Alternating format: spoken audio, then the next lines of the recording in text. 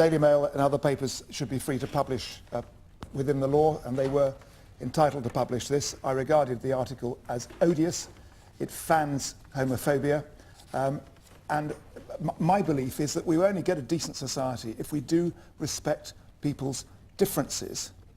That's the truth of it. And to suggest that Paul Stephen Gately's death suggested that civil partnerships were now, as it were, to be abandoned is as ludicrous as suggesting that because some marriages end in difficult divorce, there's something fundamentally wrong with the institution of marriage. Of course, that is utter nonsense, and I celebrate the fact that civil partnerships have been introduced and that people who are gay and lesbian are now able to honour their relationship in public through a ceremony. Why not? I think that's really good. I'll take one point from the person, way at the very back there on the right. Yes. Quick point, if you would. Hello. As a person in civil partnership and a homosexual, Mr. Griffin, I can tell you that the feeling of repulsion is mutual. I respect the fact the Daily Mail published that article, and I take a great deal of comfort in the fact that it was so widely reviled, and good on the Daily Mail for publishing it, because it's showing that the British public aren't homophobic, and Mr. Griffin, you're in a very small minority. Okay. We're coming towards the end of the programme. We've only got a few minutes left. I want to go back to this programme itself and whether this programme was the right programme for Question Time to put on, with a question from Pat Connaughty, please. Pat Connaughty.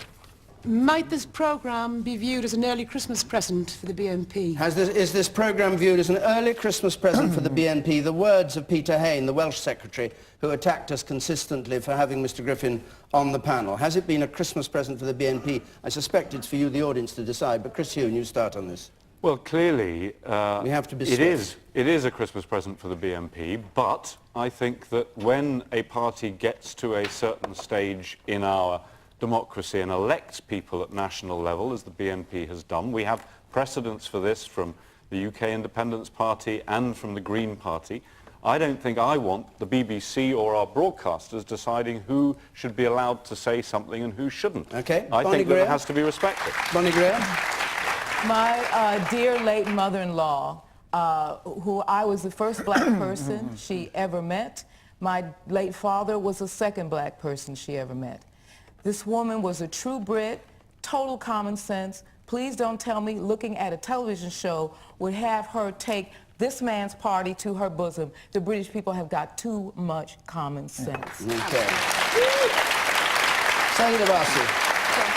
I don't think I can put it any better than Bonnie, but I don't think it's been a Christmas present. I think if you look at this audience and if you look at the reaction that there's been out there in the British public, they're absolutely appalled by the values of Mr. Griffin. But in a way, I'm glad that this programme has taken place, because actually Mr. Griffin hasn't been able to put forward his normal PR version of who he is, but he's been exposed for what he really is. Okay.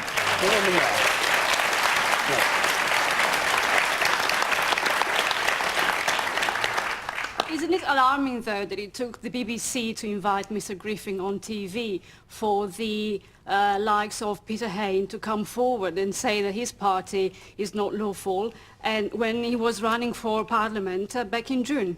Okay. Nick Griffin, do you regard this as an early Christmas present? I saw you saying thank you, Auntie, for being invited on Question Time.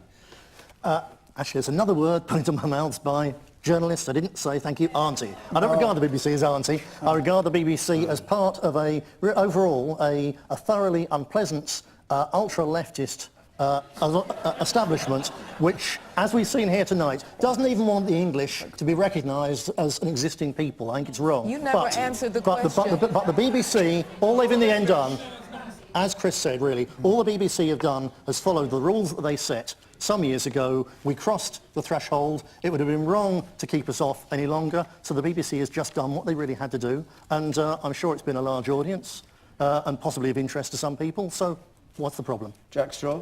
I think this has actually been a catastrophic week for the BNP.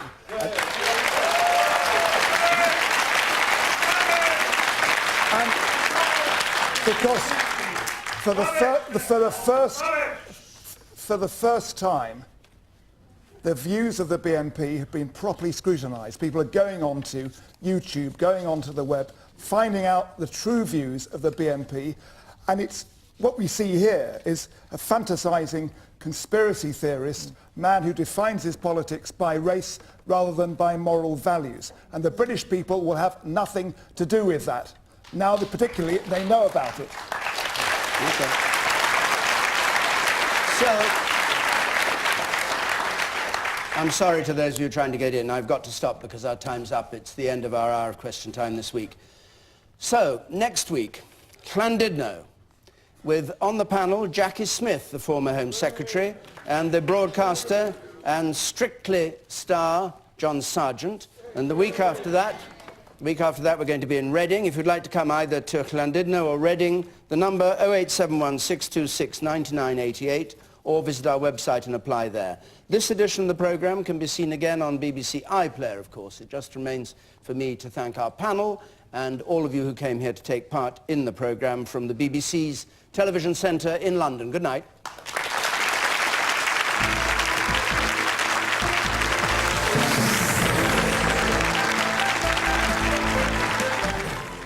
Join Richard Bacon on BBC Radio 5 Live right now to hear your views on tonight's Question Time debate.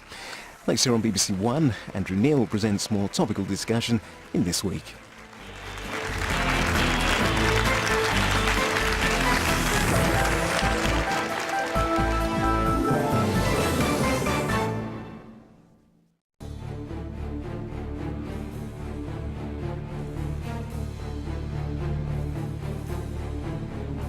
Life as we've never seen it before. Monday at 9 on BBC One. And if you missed the last episode, it's available now on BBC iPlayer. Are today's children raised in captivity by their parents? Dr. Tanya Byron opens Free Thinking Weekend with a look at the modern family tomorrow night at 9:15 on BBC Radio 3.